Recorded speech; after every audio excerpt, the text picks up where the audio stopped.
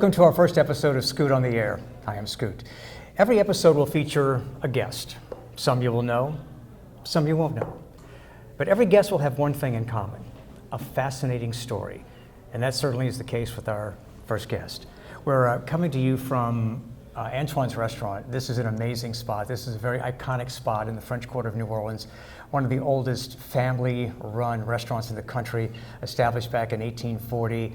We're in the Rex Room. Rex is the parade that is the king of carnival, so you can imagine how historic all of this is. I want to thank our partner, Southern Oaks Plantation, for making this possible. New Orleans has become an incredible wedding destination. No other venue provides the ultimate in New Orleans hospitality. So for an amazing wedding experience in New Orleans, go to southernoaksplantation.com. Our first guest in this first episode of Scoot on the Air is House Majority Whip Congressman Steve Scalise. Scalise is one of the top-ranking Republicans on Capitol Hill, but he became known to America and really the world when he was shot while practicing with other Republicans for the Republican Congressional Baseball Game, which is an annual event. Congressman Scalise, others were shot, but Congressman Scalise was critically injured.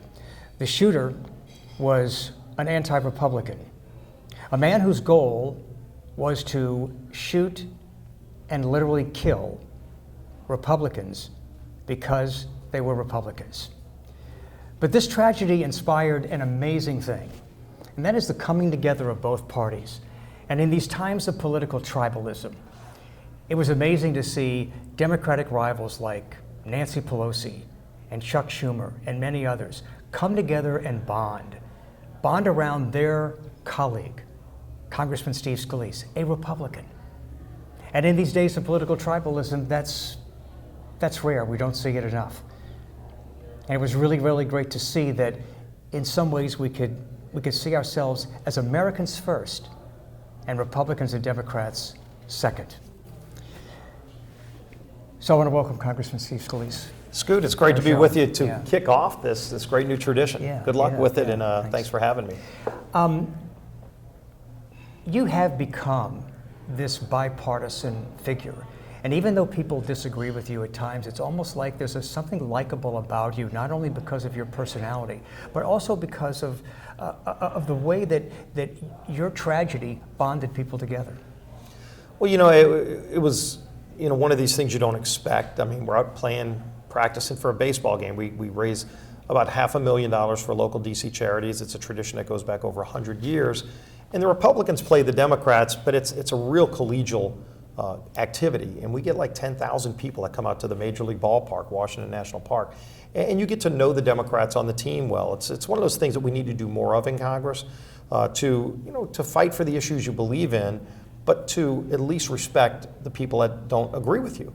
And look, there's some issues like flood insurance or coastal restoration where it's Republicans and Democrats that come together for, and then there's some Republicans and Democrats against what you're trying to do. So you have to build coalitions, and you should treat people right even if they disagree with you. And that's how I've always carried myself. And what I got to see after that horrible tragedy, you had one person that did something incredibly evil, but out of that act of evil, you saw so much warmth and kindness and what you described. I mean, people all across the country that were praying for me, people I never met before, and colleagues of mine, Republican and Democrat, coming together. I mean, Nancy Pelosi even wore an LSU hat at the game, and it was just one of those things where you don't see it enough in Washington, but at least it showed it can happen, and we need to do more of it, so let's learn from it. Well, yeah, it could happen, and so somewhere deep inside of us, I guess, is this desire to look at ourselves as Americans first, but in these current times that we live in, Congressman,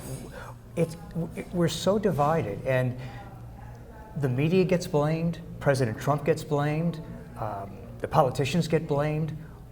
It almost seems as if Americans themselves enjoy the divide, and that is a message that we send to the politicians and the media. Stand your political ground. Yeah, it is a divided nation right now. You can see it in elections. And the House of Representatives in Congress is the embodiment of the country. I mean, we're the closest to the people. The senators are elected every 6 years and they represent an entire state. But in the House, you literally get to see every community of our country represented, and you can see that divide where, this area is real conservative, this area is real liberal, or, whatever you end up getting, and the number and percentage of people that are the true swing voters that really decide elections is becoming smaller. But at the same time, what I always try to convey to people is, don't compromise what you believe in. If you've got values and you've got, you never compromise your principles. But on areas where you disagree, don't make it personal. Because today you and I might be on the opposite side of an issue, but tomorrow you actually might like an idea that I'm moving forward. But if I demonized you the day before and try to question your integrity because we disagreed yesterday, you're probably not going to want to work with me today on the thing we agree on. And so, go fight for the things you believe in, but understand that people come from a different point of view and respect their point of view. Try to go beat them in the marketplace of ideas. Come up with better ideas. Go sell your idea. But don't try to demonize the other person because they disagree with it. But there's this sense in America with voters that you guys really don't care about us, that all you care about is power and money, and you're only going to do what you have to do to protect your political tribe, and bipartisanship doesn't really matter. Is that true? It's not true, but clearly the perception is there, and you can see why it's there. Because the big fights that we have, we're all in disagreement, thanks. We're all in disagreement sometimes, but in agreement. That's a great one. You can't. We got to break bread together bread, first, yeah. Scoot. Hold on you a second. All right, there we go. There we go. We have broken bread together. You can't sit down in a New Orleans restaurant without them bringing warm bread, Ooh, yeah. and that certainly is the case at Antoine's. In fact, we're about to enjoy some really and butter. All the great New Orleans dishes involve a fair amount of good, healthy butter. So start with that too. But think about this. We all have family members. We don't agree on every issue with our mother or father. My wife and I don't agree on every issue. But you don't yell and scream and throw things at each other when you disagree. You work through it. You might end up saying, okay, you know what, on this one we're just going to have to leave it on the side. But on the other issues where you agree, you get to come together. So try to treat your disagreements in politics the same way. You wouldn't yell and scream at your friend when you have a disagreement. You shouldn't yell and scream at your colleague because you have a disagreement. And I think we need to do a better job of that. The other thing, Scoot, look at this. Wow, is that trout? What do you have here? Speckled trout? Drum. Man. Drum almondine. Look how good that looks. Delicious. Thank you. See, we might fight over how much we get out of this great meal, but the real thing that I think we need to do a better job of in Congress is every single day we vote on bills.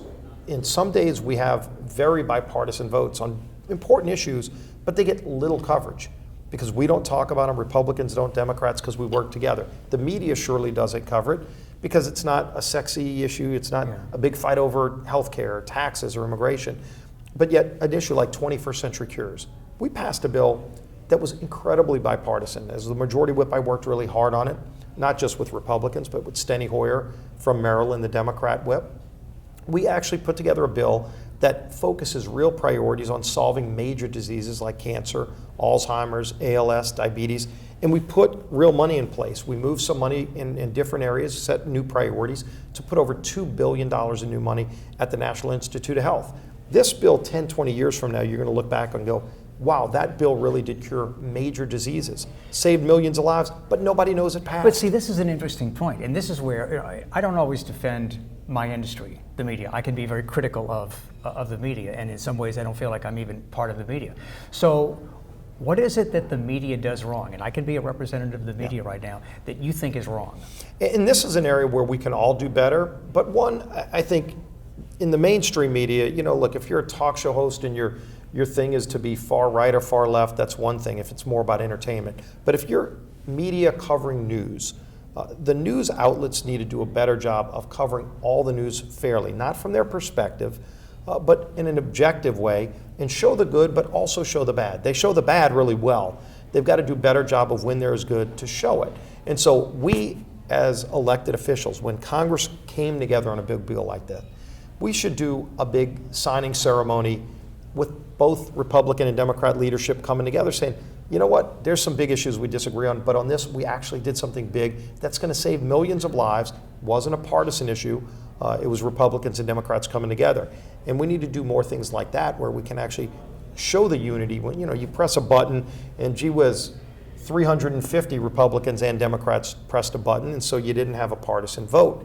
But then everybody goes back to their office, maybe sends out their own press release. Maybe we should do something jointly to show people how we came together. I think that the politicians and the media reflect the people. And it's almost as if the people in America are enjoying this divide. It's almost like a recreational sport.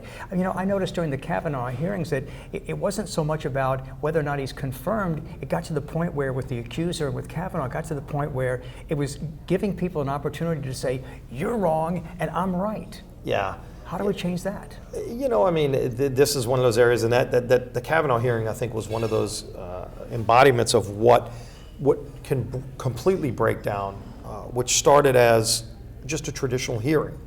The hearing went on pretty straightforward. You had Republicans asking him questions that, kind of highlighted some of his judicial career in a favorable way. You had Democrats trying to press him on where are you going to be on abortion? Where are you going to be on Obamacare? And he can't comment on cases that might come before the court. So, everybody's doing this kabuki dance. Then it just completely broke down when Ms. Ford, Dr. Ford came forward. Well, she did not want to come public, but she went to Senator Feinstein and said, look, this is what happened or what I think happened, and I don't want my name to be public. And for whatever reason, somewhere in Senator Feinstein's office, they decided they wanted to leak her name and make it public anyway. Of course they did. And then it became a food fight. And that's what I think disgusts people. When you saw literally, it was almost like a tryout for the 2020 Democrat nomination for president. Everybody knew, let's now set markers down for future fights. That's when I think the public got really turned off. But see, the public acts like it's turned off, but I think the public watches it. I think they like it. It's maybe like watching a NASCAR race, and it's like some people watch to see the cars go 200 miles an hour. Some people might watch to see if there's a wreck. But this was one of those train wrecks that was set up, and and every now and then that happens, and you could see the media frenzy around it. You couldn't go anywhere around the Capitol without seeing everybody sending their TV crews there, and everybody wanted to be a part of it. Protesters are going there, getting arrested on purpose, and it's unfortunate, but that's what happened. I want to talk about some of the and we ought to take a bite of this. Hands up, let's hold them high. So come on, can we sing a little louder? My body's shaking and my feet are getting lighter. Yeah, give me that, rock, roll. All right, Congressman, look, we're kind of friends, and we just ate a little bit. I ate some spinach salad here. I've got to address the camera. Do I have anything in between my teeth? You're good. How am I? Okay. Yeah, you're good too. Okay. That's one thing. Some with black pepper or something. Well, yeah. You got to ask the person you're with. Do you have anything in between my teeth? I want to thank Southern Oaks Plantation. New Orleans has become an incredible wedding destination, and this is a proud partner for Scoot on the Air. They captured the ultimate in romance and the mystique of New Orleans. The antebellum-style mansion is beautifully decorated, meticulously landscaped, and this is truly authentic New Orleans cuisine. And it's served by a sensational staff. You're going to feel like you have lived here all your life if you've experienced anything at Southern Oaks Plantation. You can have something smaller, or anything you can imagine. Mardi Gras style parades, horse-drawn carriage, fireworks, you can imagine it, they can do it. So we're proud to be partners with Southern Oaks Plantation, and if you are thinking about a wedding in New Orleans, go check out the website, southernoaksplantation.com. All right, so before we get back to our meal, recently hate has really been in our face, and within a very brief period of time, we had the arrest of the mail bombing suspect who appeared to be a strong Trump supporter, a Republican who was targeting Democrats. We had the shooter at the synagogue in Pittsburgh who was hateful and just targeting Jews from a far right-wing perspective. But was anti-Trump in a lot of his statements. Yes, when you sometimes say far right, yes, it is anti-Trump. And then the same within days of that, also 2 blacks were shot at a grocery store in Kentucky by a white guy who's like targeting blacks. Why all the hate? it makes you angry because this isn't who America is, but yet we're seeing a lot more, at least vividly seeing it on display, much more than we've seen traditionally in the last few years. And so, what drives it? I don't know what makes people evil and want to commit evil acts. Unfortunately, we're seeing a lot more of it. And I think one of the things we should all be doing is focusing on toning down our rhetoric, making sure that we're not doing things that are going to incite anger. Frankly, I don't think anything Bernie Sanders said incited the guy who shot me. There has to be something mentally wrong with somebody to do something like that. I don't know for sure, but you've just got to imagine you're not going to be in your right mind and say, I'm going to go kill people based on their political views, based on their race, their religion. But it happens. And what we need to do, number one, is call it out. Denounce it. After the shooting at the Tree of Life Synagogue, we had a big ceremony at a synagogue in Metairie, and I went to that, and you saw people of all faiths, black and white, Christians, Jews, Muslims, all coming together to show solidarity. But what do you say to those people who say that President Trump does not strongly denounce things like he should? Should he be stronger in his denouncement of some things? He very strongly denounced the acts at the Tree of Life Synagogue. Went to the synagogue, which I thought he should do, and he did. But ultimately, how strongly should you denounce it, and in the strongest terms you can. But what you want to do is just make it clear that this isn't right, and it's something that we shouldn't stand for.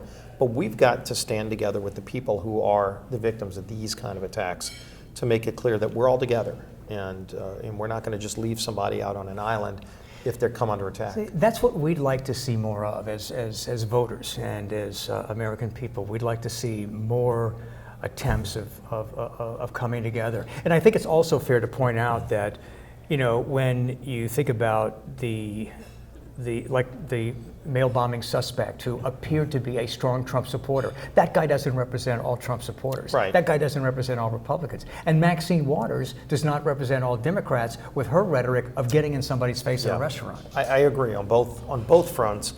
You can't say the extreme is the norm. You can't say that if somebody says something here and then somebody goes and does something violent and illegal, there's no justification for it. It's not something you should condone.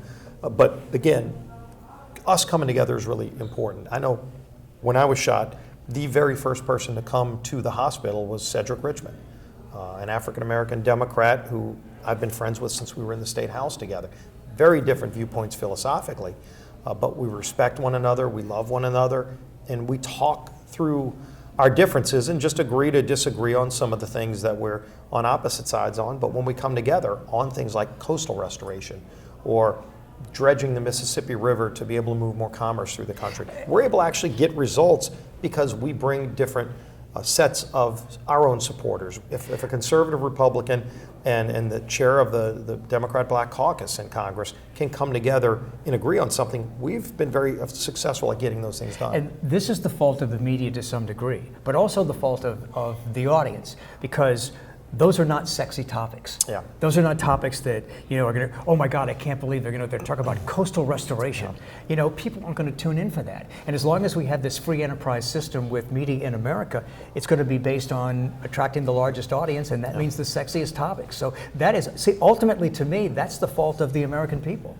And look, my job is to focus on policy first. Clearly you have to go out and convey your message, try to persuade people to your point of view. Your job in the media is to not only disseminate the news, but to attract an audience so you can continue to do that. But when we are able to come together on those kind of issues, look, to me, making sure that we're fighting for the people. We lose a football field of land every hour in South Louisiana. And if you go look at maps of the state of Louisiana from 50 years ago, and then you look at it today, you're going to go, where did all that land go? And so you don't want the city of New Orleans to be beachfront property on the Gulf of Mexico, but guess what? When I take members of Congress out to the Gulf, and we'll start in the city of New Orleans, you get on a helicopter, and within a minute of flying past the Mississippi River, you're looking at water in the Gulf of Mexico. And they go, wow, I can't believe the Gulf is that close to the city. Well, it didn't used to be. We have a plan to reverse it. we're fighting to restore our coast, and we've gotten federal money to do it. We're going to continue to fight to get more, but it's a national problem. We need to build up more national interest. Yeah. But yeah, it's not a sexy issue in comparison to some of the other fights we have. This is where the American people need to do a better job of paying attention to what's really important and dictating that to the news. I'll never forget. I mean, this just points out so directly how entertainment-driven the media is. On MSNBC, I would say Andrea Mitchell is one of the more credible, serious journalists on television. She's doing a story about the NSA and Snowden.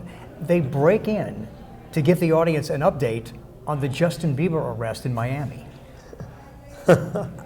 So what does that tell you about the media? That sells more, and I guess that it just Exactly. intrigues people more than some of these other local issues. But I'll give you an example. I mean, I went to, one of my colleagues represents the area where Cooperstown, New York is. Mm-hmm. And he invited me out to Cooperstown, New York a few years ago to do an event for him. Of course, I wanted to carve a little bit of time out to go to the Baseball Hall of Fame, which was just unbelievable. I got to go and hold a bat that Babe Ruth used to use to play in. And then I went and did the event for him. The only thing that they were talking about over there is what he had done to combat Lyme disease. That was the biggest issue over there in Cooperstown, New York. And Chris had done a really good job at making a focus and in helping to cure some of the problems that they were having with Lyme disease. Yeah. So it just shows you every district's different. Here it's flood protection and coastal restoration. So as long as you're doing your job as a member of Congress and fighting for the issues that are important to the people in your district, we've all got to understand that there's 435 of us. Each district has a different focus. Clay Higgins and Garrett Graves and I might have the main focus of being coastal restoration, but then when you go somewhere else, their issues, you go to California or Oregon, their issues are wildfires, and it's something we don't see here. All right, let's take a. I'm going to enjoy my shrimp remoulade. I Enjoy wanna your eat this. grilled Gulf fish. It's drummed from the Gulf. Nice white I'm fish. glad we don't have to share it, Scoot. I'll Indeed. give you a bite, No, but look, I'm a germaphobe, man. I don't want to share your food with you. How is the amandine? this amandine is phenomenal. The drum amandine, the sauce is really good. And I love the Fish is tender. shrimp remoulade. Sometimes in New Orleans, shrimp remoulade can have a really heavy mayonnaise base to it, and this has more of a vinegar base to it. It's lighter, so I love it. It's got just the right amount of spice to where my lips are burning just a little bit. That's what you want. Yeah. Almost a little horseradish. Mm-hmm. Makes it really good. I didn't mean to sound like a food critic. Yeah, or anything there. you're playing all kind of, a radio show Well, host, you're a political commentator, you're a food critic, you jack of all What trades. I love Scoot. about this, Congressman, is that you and I can disagree on issues, and the American people can disagree on things, but the one thing that we have in common is this, is food. We love food. And when you're in New Orleans, by the way, one of the other great traditions, as we're finishing up this meal, where are we going to eat dinner tonight, Scoot? Only in New Orleans are you eating a great world-class meal, and during the conversation, you're talking about where you're going to eat next. So it's interesting that the right and the left make most of the noise, but in the state of Louisiana and really around the country, there are more people registered as independents than as Democrats or Republicans.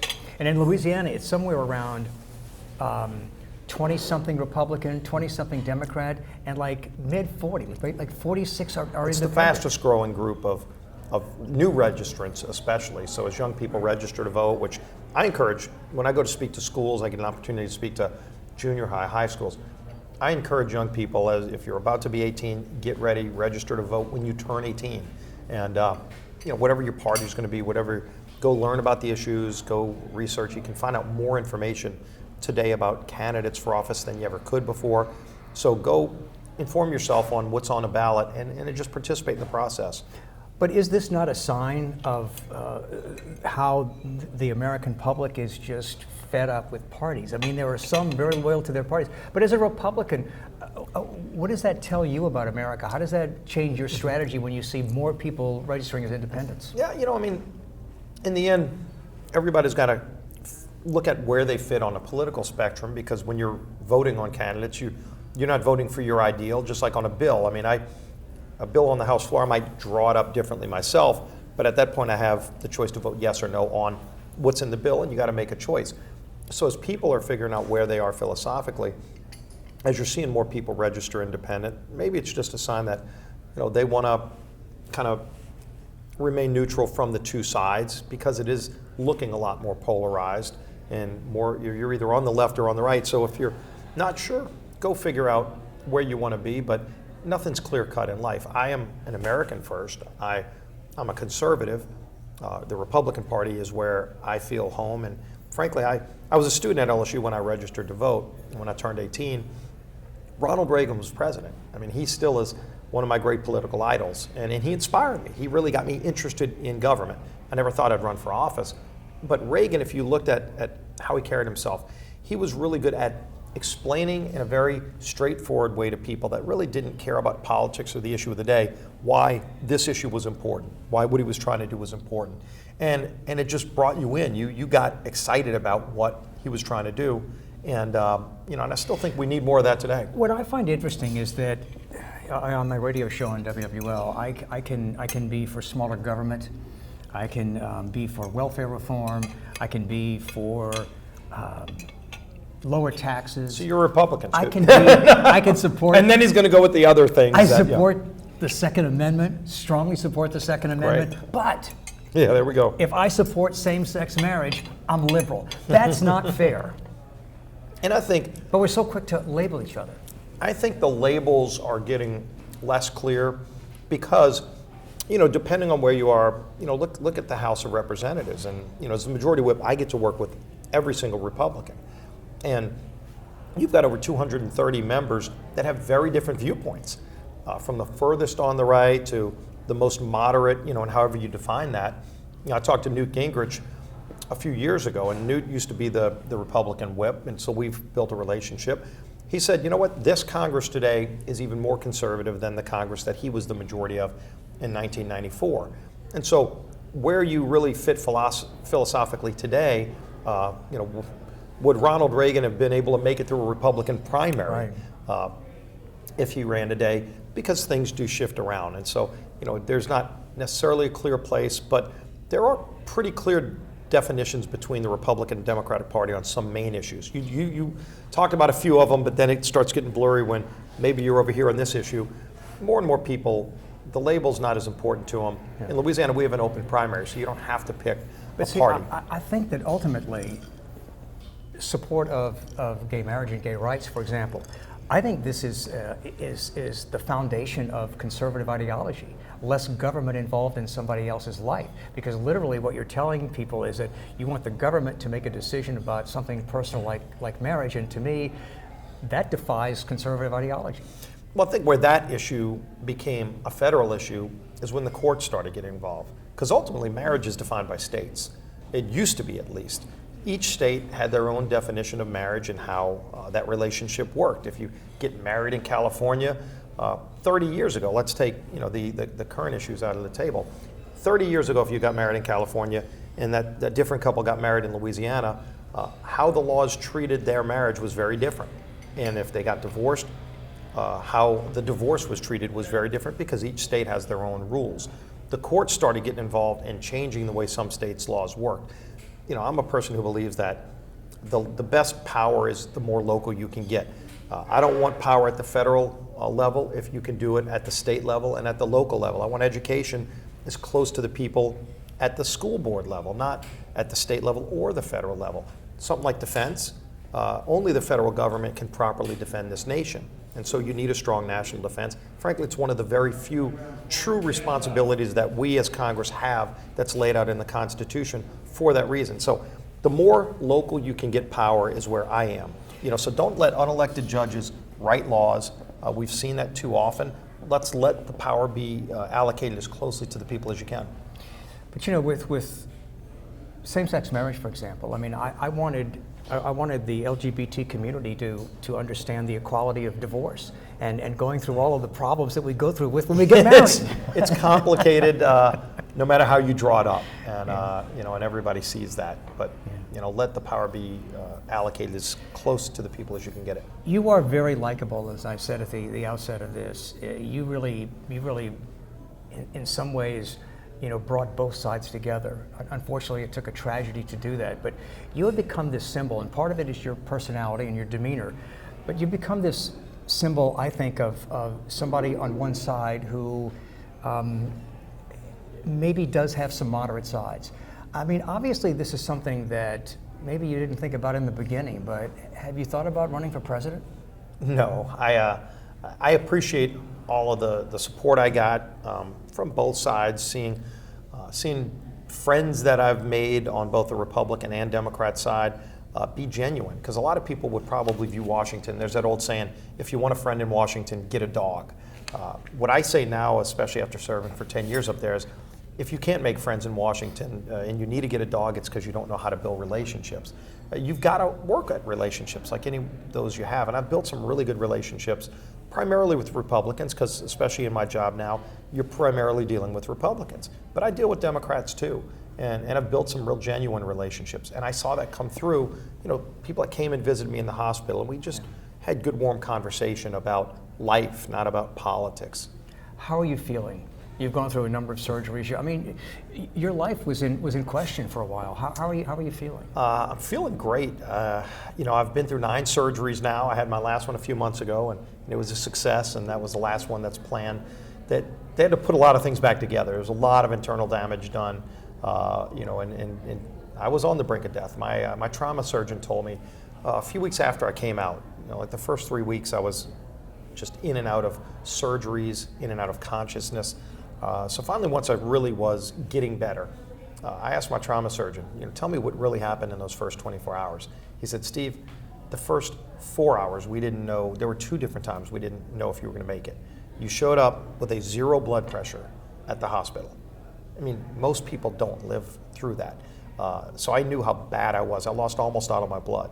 They had to put 20 pints of blood in me. Human body usually holds around 8. So I had to get a lot of blood put back in me, and of course a lot of my arteries were torn up with bullet fragments, so they had to find them and sew them shut. I mean, it was dicey the first day and a half, and then I just started getting better, and the power of prayer is real. I said a lot of real direct prayers those first few minutes when I was laying on the ground and the shooting was still going on. Prayed to God. I mean, I have a faith in God. I've never shared it publicly. After the shooting, a lot of people have asked me about it, and so I've shared it because I do think it helps people to see just how the power of prayer helped calm me down. I never felt pain during the whole experience when I was laying on the ground, and I felt a sense of calm even with the gunfire going back and forth because I knew I put it in God's hands. And so it really helped me focus on what's important in life, and that is your family. I love my family. I love where I'm from. But I love my job, and I wanted to get back to work. Wasn't sure if I'd be able to get back to work, but when I was able to, it was just an incredible feeling to go back to the House, to see Republicans and Democrats alike, faces I hadn't seen in months, all standing and smiling and applauding, and just showing that kind of warmth. And it's rare, unfortunately, that we see that, but it's real. It was a great moment for America. It was special for me just to be able to experience that, to be able to come back. So I guess it would be totally inappropriate for me if I asked you if you wanted to go do a shot at the bar. Not completely. I mean, I do represent part of the New Orleans, and we look. You got to. My attitude has always been work hard, play hard, and celebrate the victories.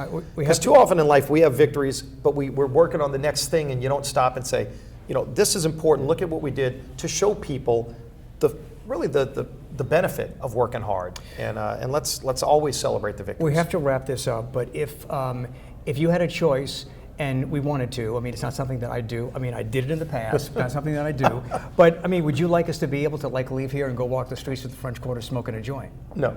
You don't think we should have the you right can, to do that? I guess, well, but no, I wouldn't. it would probably be illegal here. So in Colorado, you might be able to do no, it. but do you think that should be a right we have? I mean, I'm not saying that I would, because I don't.